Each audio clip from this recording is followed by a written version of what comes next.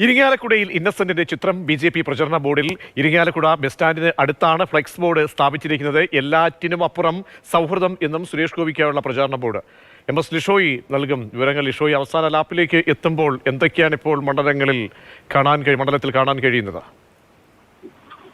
അതായത് ഇരിങ്ങാലക്കുട മണ്ഡലത്തിലാണ് മുൻ LDF MP ഇന്നസെന്റിന്റെ ചിത്രം ഉപയോഗിച്ചുകൊണ്ട് ഇപ്പോൾ BJP NDA സ്ഥാനാർത്ഥി സുരേഷ് ഗോപിയുടെ പ്രചാരണ ബോർഡ് രംഗത്തെത്തിയിരിക്കുന്നത്. അതായത് കൂടൽമാണിക്യം ക്ഷേത്രോത്സവമാണ് അടുത്തത് ഈ ദിവസങ്ങളിലെല്ലാം തന്നെ.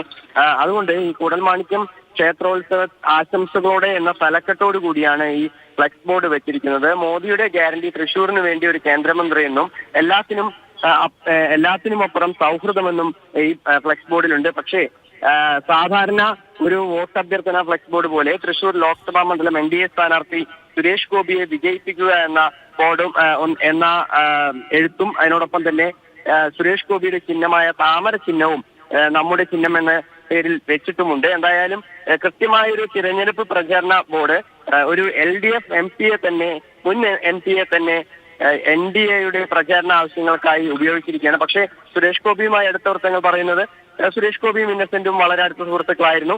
അതുകൊണ്ട് ഈ സുരേഷ് ഗോപിയുടെ എപ്പോഴും 5 വർഷം ഇടതുപക്ഷത്തിന് വേണ്ടി മണ്ഡലത്തിലെ MP ആയിരുന്നു, ജനപ്രതിനിധിയായിരുന്നു, ഇടത് സഹായാത്രികനായി അവസാന കാലം വരെയും നിന്ന വ്യക്തി ഇപ്പോൾ അങ്ങനെ ഒരു ഫ്ലെക്സ് ബോർഡിലേക്ക് സുരേഷ് ഗോപിക്കൊപ്പം NDA സ്ഥാനാർത്ഥിക്കൊപ്പം എത്തിക്കുമ്പോൾ അത് വലിയ അർത്ഥത്തിലൊരു വിമർശനങ്ങൾക്കൊക്കെ ഇടയാക്കില്ലേ?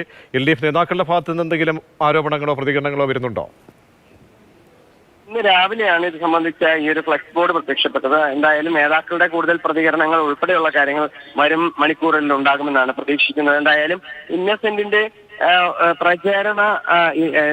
സുരേഷ് ഗോപിയുടെ പ്രചാരണത്തിന് വേണ്ടി മുൻ LDF MP ആയ ഇന്നസെന്റിന്റെ ചിത്രം ഉപയോഗിച്ചത് ഒരു സൗഹൃദത്തിനപ്പുറം അതിലൊരു രാഷ്ട്രീയമുണ്ട് എന്ന് തന്നെയാണ് CPM-വുമായി ബന്ധപ്പെട്ട നേതാക്കൾ വ്യക്തമാക്കുന്നത്. അതുകൊണ്ട് തന്നെ ഇത് അംഗീകരിക്കാനാകില്ല എന്നുള്ളത് തന്നെയാണ് LDF-ന്റെയും നിലപാട്.